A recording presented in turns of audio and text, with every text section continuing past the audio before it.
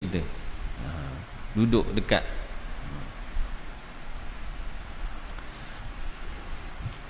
Faqala ya Wabisatu ukhbiruka bima ji'ta tas'alu anhu atau tas'aluni anhu. Maka kemudian baginda sallallahu alaihi wasallam bersabda, wahai Wabisah, aku akan beritahu kepada kamu apa sebab kamu datang untuk tanya ni. Yang ni apa yang kamu nak tanya dengan kedatangan kamu ini. Wabisah tak khabar lagi dia nak tanya kenapa. Tapi Nabi bagi tahu pada Wabisah, aku nak bagi tahu kepada kamu apa benda yang kamu nak tanya ni. Mari ni nak tanya apa? Qultu ya Rasulullah akhbirni. Aku jawab, wahai Rasulullah, beritahulah. Qala ji'ta tas'alu 'anil birri wal ithmi. Baginda bersabda, kamu datang untuk tanya tentang perkara baik dan perkara dosa.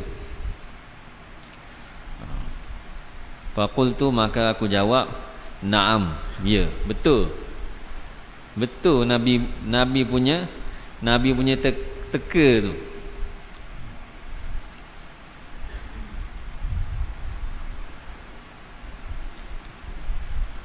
Fajama'a asabi'ahu thalatha faja'ala yankutu biha sadri.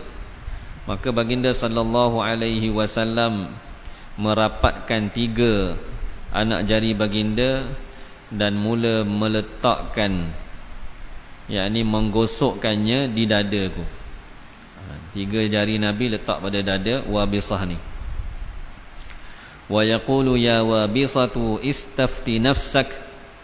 Al-birru matma'annat ilaihi an-nafsu wa tama'anna ilaihi al-qalbu wal ithmu ma haka fi an-nafsi wa taraddada fi as-sadri wa in aftaka an-nasu wa aftauka. Baginda bersabda, wahai Wabisah, tanyalah hatimu, tanyalah hati kamu. Bila ada sesuatu benda yang tidak pasti, yang tak jelas, ini benda baik ke benda tidak baik, tak jelas. Hak jelas tu jelas dah. Nabi sebut dalam hadis yang lain, innal halala bayyinun.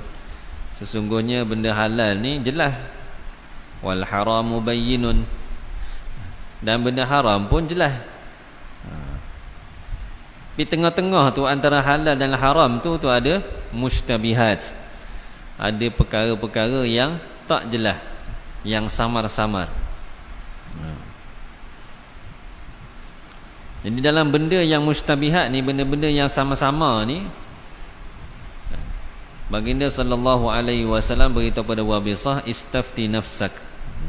Dalam riwayat lain sebut istafti qalbak, tanyalah hati kamu. Al-birru matma'annat ilaihi an-nafsu. Benda baik ialah sesuatu yang jiwa kamu jadi tenang kepadanya. Nak tahu benda tu baik, kalau kamu buat, hati rasa tenang.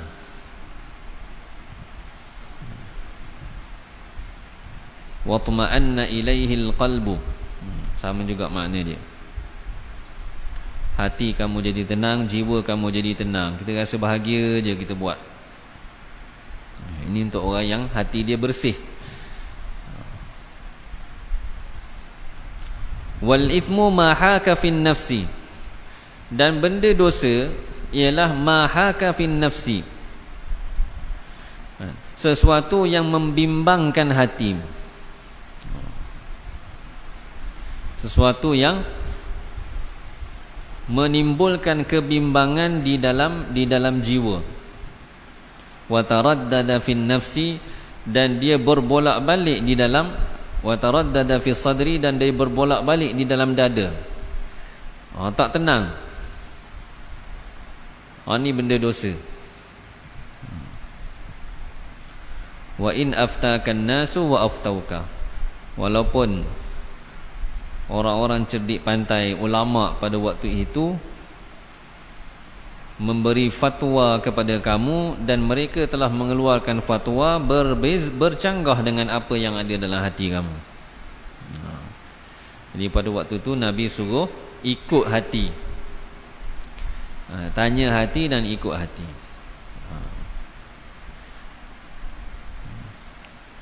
Ada orang dia tak boleh beza, benda baik ke benda buruk je sama je, dia tak rasa apa-apa.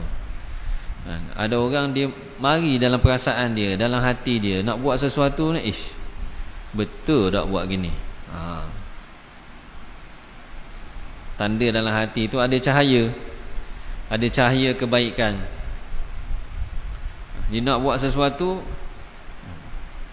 sebab apa dia rasa tak pasti tu? Sebab dia ada unsur-unsur yang tidak baik. Maksudnya kalau dilihat kepada suatu sudut macam tak kena ni. Jadi dia nak tanya, jumpa ahli ilmu tanya.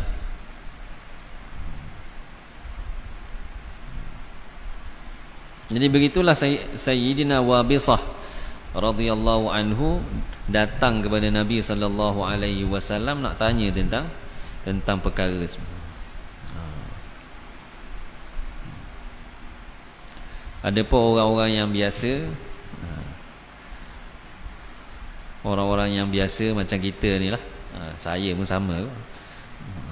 Maka kita ni masuk dalam kategori orang yang muqallid, ikut. Maka kita terikat, ikutlah orang yang berautoriti. Beritahu boleh. Benda yang halal dengan haram ni dia jelas. Dia memang jelas. Ni yang susah ni benda yang tak pasti ni. Dia tengah-tengah. Tengok pada satu sudut macam baik, tengok ada sudut yang lain tak baik pula. Jadi macam mana? Khair. Wa qala an-nabiy sallallahu alaihi wasallam, aslim taslam. Sabda Nabi sallallahu alaihi wasallam, aslim, masuklah Islam. Taslam, pasti kamu akan selamat.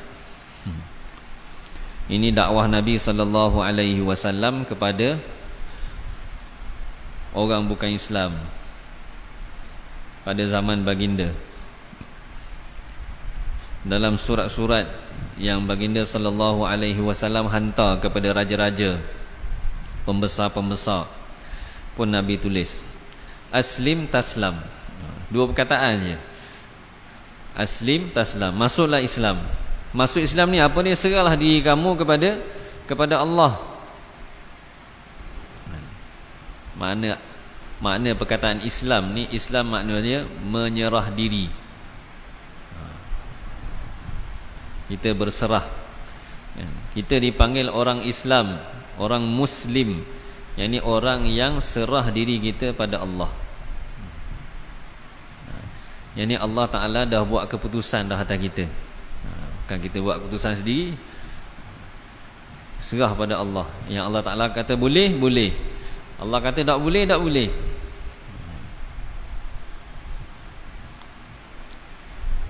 Natijah dia apa? Taslam. Pasti kita akan selamat.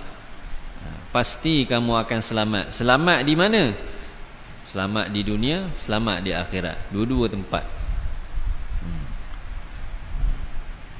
Nak selamat dunia, nak selamat akhirat, jalan dia senang. Ikut jalan agama. Ikut yang apa Nabi suruh. Ikut apa yang Allah Ta'ala suruh. Tinggal yang apa yang Allah Ta'ala larang. Tinggal apa yang Nabi larang. Selamat. Dunia selamat, akhirat pun selamat. Jadi hadis ni pun sebenarnya termaktub di dalam sebuah hadis yang menceritakan surat Nabi sallallahu alaihi wasallam kepada Herakl, ataupun bahasa kita panggil Hercules, raja Rom. Bahasa Arab panggil Herakl, raja Rom. Nabi hantar surat kepada dia, dia dakwah dia untuk masuk kepada Islam. Khair.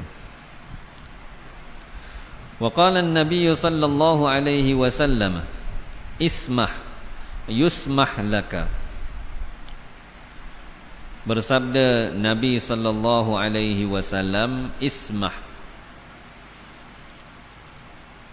bermuamalahlah, berurusanlah dengan manusia secara musamahah. Musamahah ni secara bermaafan. Maksudnya kita kata halal berhalal. Yusmah laka, nescaya akan diberi kemudahan, diberi kemaafan kepada kamu, yakni oleh Allah Subhanahu wa taala. Termasuk juga dalam hadis ini ialah bermudah-mudahlah dalam bermuamalah dengan manusia. Maksud bermudah-mudah ni, yakni kalau ada orang yang ada apa-apa hak yang kita kena tunaikan, ataupun ada hak orang itu yang sepatutnya dia tunaikan kepada kita, kita ni kira mudah je lah. Tak salah buat susah. Muamalah dalam dunia ni dipanggil muamalah secara musahalah. Musahalah maksudnya buat secara mudah. Apa-apa urusan pun kalau ada orang berurusan dengan kita, kita permudahkan. Dalam perkara-perkara yang boleh ada kemudahan lah. Bukan semua perkara. Ada benda-benda yang kita kena tegas. Ada benda-benda yang kita boleh lebih kurang. Tak apalah. Dia punya natijah dia apa? Yusmah laka. Yang ni Allah Subhanahu wa taala akan memudahkan urusan kita dunia dan akhirat. Dunia pun kita jadi mudah, akhirat pun jadi mudah. Akhirat jadi mudah, ulama sebut di akhirat nanti tidak ada munaqasyah, yakni tidak ada perdebatan ketika hisab.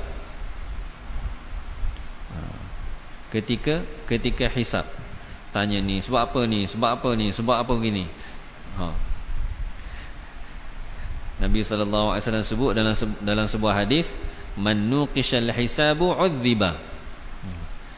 Barang siapa yang dimunaqasyahkan, maksudnya diperdebatkan hisabnya, udhiba, pasti dia diazab. Tanya kenapa gini, kenapa gini, kenapa gini. Tanya tu, kena tanya tu siksa dah. Kat dunia pun gitu juga. Orang tanya kita macam-macam. Kita nak pergi suatu tempat, contoh nak masuk negara orang. Turun di airport nak lintas immigration tu tanya macam-macam. Oh, letih lah.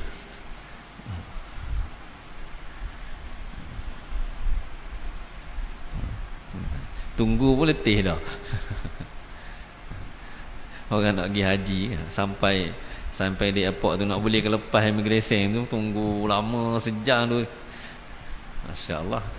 Tunggu tu pun letih lah. Orang yang duduk kat depan, bahagian pegawai yang urusan ni, hak tu lagi letih. Bahagian nak jawab apa semua. Jadi kalau di kehidupan dunia ni kita bermudah.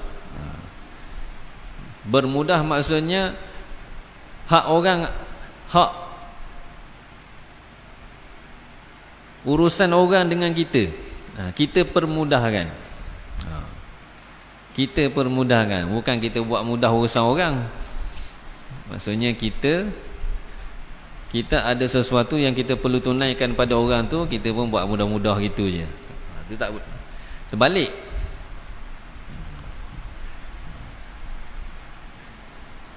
Nanti orang silap faham pula. Ustaz kata bermudah.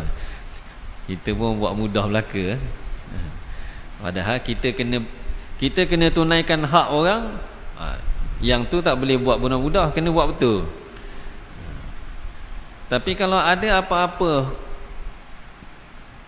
yang orang kena tunaikan kepada kita, kita orang yang berhak, orang tu kena bagi hak tu pada kita. Yang tu tak apa kita buat mudah. Tak apalah, lebih kurang je.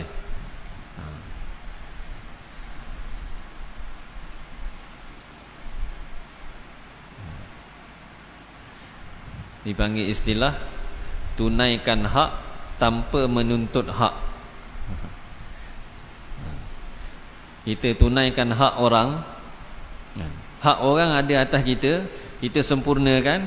Tapi hak kita yang ada atas orang tu, yang tu kita halau beralas. Kalau semua manusia yang ada atas dunia ni begini sifat dia, mudah. Sebab zahirnya manusia ni semua nak tuntut hak dia. Ni hak saya, hak saya, hak saya. Maka tuntut hak. Hak yang kena beri pula, dia kata dia buat mudah pula, dia terbalik. Jadi susah.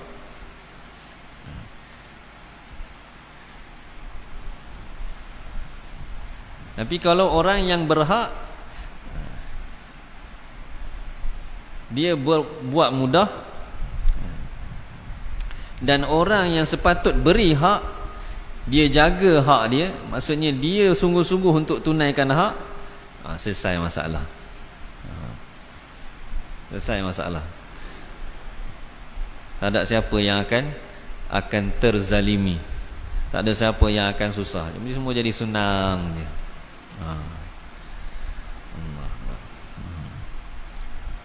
Yang kita naknya nanti di akhirat tu, tujuan dia bukan di sini sahaja.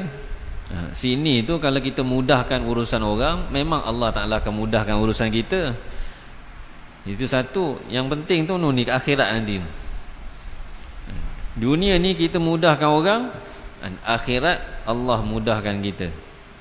Hisab kita jadi senang, perbicaraan kita jadi senang, perjalanan kita untuk masuk dalam syurga Allah Ta'ala pun jadi senang.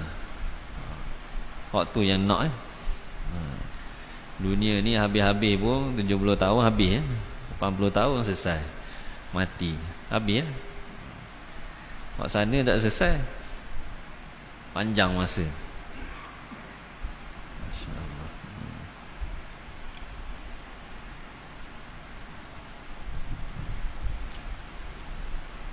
Wa qala an-nabiy sallallahu alaihi wasallam, ashabi kan nujumi fabi ayyihi muqtadaitum ihtadaitum.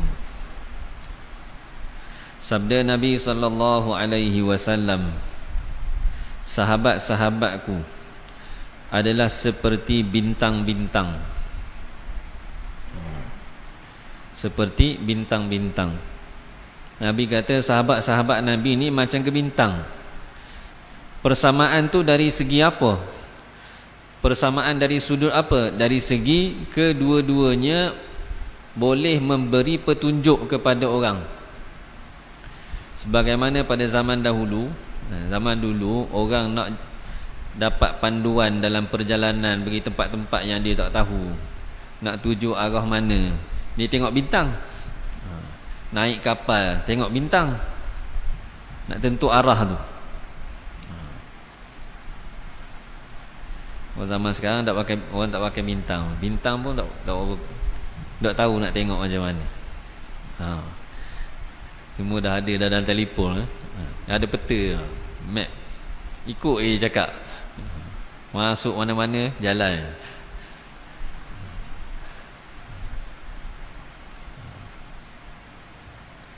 Ini apa bagi tahu sahabat-sahabatku seperti bintang-bintang. Dari segi boleh memberi petunjuk. kepada orang lain. Bahkan kata ulama, hidayat daripada sahabat-sahabat Nabi ni lebih lagi, petunjuk daripada sahabat-sahabat Nabi ni lebih lagi daripada petunjuk bintang-bintang. Sebab apa? Bintang-bintang ni dia punya petunjuk dia ni atas dunia je. Orang boleh keluar daripada tersalah jalan di atas daratan ataupun di lautan, tersilap jalan. Tapi petunjuk daripada para sahabat ni dapat keluarkan manusia ni daripada sesat disebabkan jahil, kegelapan jahil. Dia bukan sahaja keluarkan manusia ni daripada kesesatan dunia, bahkan keluarkan manusia ni daripada kesesatan yang membawa kepada kebinasaan di akhirat nanti. Kalau setakat sesat atas dunia ni, orang duk jumpa jalan ke apa ke, mudah lagi. Tapi kalau sesat disebabkan jahil, tidak tahu perintah-perintah Allah, mana yang boleh, mana yang tidak boleh, langgar belaka. Ni sesat yang seperti ini ni, dia punya bawa sampai akhirat, bawa kepada kebinasaan akhirat. Maka ulama kata dari segi memberi petunjuk ni sahabat lebih lagi.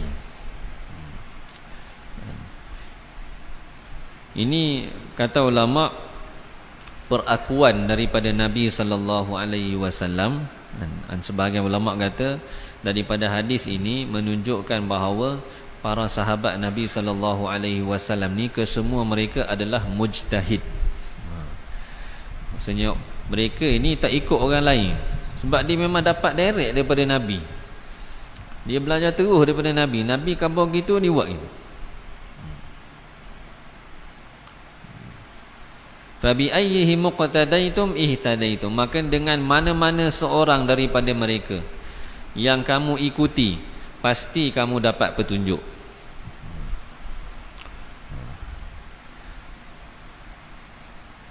Mana-mana sahabat-sahabat Nabi sallallahu alaihi wasallam yang kita jadikan dia sebagai ikutan, kata Nabi, maka kita akan dapat petunjuk. Ni sebahagian ulama kata semua sahabat ni mujtahid. Dia tak ikut, dia ikut Nabi. Maksudnya dia dapat terus daripada Nabi dan dia amal, dan dia ajar kepada murid-murid ni. Sebahagian ulama kata di kalangan sahabat pun ada yang mujtahid, ada juga yang muqallid, ada yang ikut. Bukan semua mujtahid.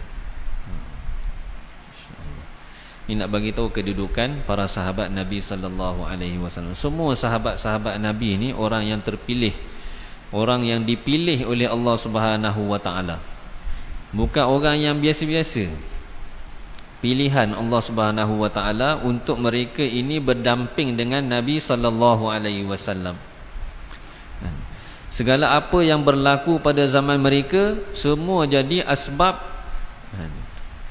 petunjuk untuk kita di akhir zaman ni. Akhir zaman. Maknanya segala hukum hakam yang Allah Ta'ala nak turunkan atas dunia ni kepada umat ni, dia berlaku pada zaman sahabat. Hukum ini, hukum itu, buat gini, buat gitu. Peristiwa-peristiwa tu berlaku pada waktu itu, pada zaman mereka. Dan berdasarkan apa yang dihukumkan oleh baginda sallallahu alaihi wasallam pada waktu itu, itulah yang kita guna sampai ke hari ini, bahkan sampai kiamat.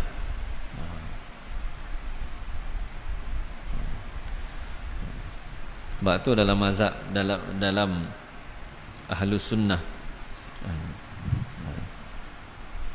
kita punya pegangan sahabat-sahabat ni adalah orang-orang yang suci. mencela, mengutuk, mengeji. Ini boleh bawa kepada apa? Bawa kepada kekufuran. Sebab kedudukan mereka, kedudukan sahabat ni kedudukan yang tinggi. Walaupun berlaku pada zaman mereka perselisihan, peperangan, itu bukan apa panggil, bukan sebab untuk kita memandang rendah kepada mereka. Sebabnya peristiwa yang berlaku pada zaman mereka itu adalah untuk pengajaran bagi umat yang kemudiannya. Nabi sallallahu alaihi wasallam sebut sahabat-sahabat aku macam bintang-bintang. Siapa saja yang kita ikut, kita dapat petunjuk.